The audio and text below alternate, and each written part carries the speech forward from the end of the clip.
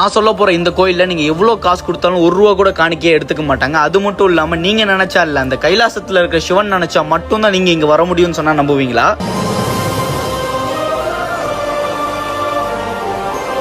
ஆமாங்க, நீங்க பாத்துட்டு இருக்கிறது தென் கைலாயம் சொல்ற வெள்ளையங்கிரி மலையை தான். வருஷத்திலேயே 3 மாசம் தான் திறந்து இருக்கும். நீங்க மேல வந்து சாமியை பார்க்கணும்னு நினைச்சீங்கன்னா கஷ்டப்பட்டு 7 மலை தாண்டி தான் வரணும். அப்ப 6வது மலை தாண்டும் போது ஒரு குளம் வரும். அது -6 டிகிரி கூலிங்க. அதுல குளிச்சுட்டு பட்டையை போட்டு 7வது மலை ஏறினா மட்டும் தான் ஏற முடியும். அந்த தண்ணிக்குள்ள இருக்கிற சிவனை தொட்டு கூப்பிட்டீங்கன்னா எல்லா பாவமும் போயிரும் சொல்றாங்க. நம்ம லைஃப்ல ஒரு தடவையாச்சும் பாத்துருவோமோன்னு ஏங்குற மலை, ஒவ்வொருத்தரும் தன் இறப்புக்கு முன்னாடி போக வேண்டிய மலை இது. இதே வெள்ளையங்கிரி மலை ஏறிட்டு இருக்கும்போது 5 பேர் இறந்திருக்காங்க. அவங்க ஏன் இறந்தாங்கிறதுக்கு காரணம் இருக்கு. அது தெரிஞ்சு பார்ட் 2 கமெண்ட் பண்ணுங்க. அடுத்த வீடியோல எல்லா டீடைல்ஸும் சொல்றேன், இன்க்ளூடிங் ஃபர்ஸ்ட் டைம் போறவங்க என்ன எடுத்துட்டு போகணும், என்ன எடுத்துட்டு போக கூடாதுன்னு சொல்றேன். அவ்வளவுதான் நான் சொல்ல போற இந்த கோயில்ல நீங்க எவ்வளவு காசு கொடுத்தாலும் ₹1 கூட காணிக்கையே எடுத்துக்க மாட்டாங்க. அது மட்டும் இல்லாம நீங்க நினைச்சா இல்ல, அந்த கைலாசத்துல இருக்கிற சிவன் நினைச்சா மட்டும்தான் நீங்க இங்க வர முடியும்னு சொன்னா நம்புவீங்களா?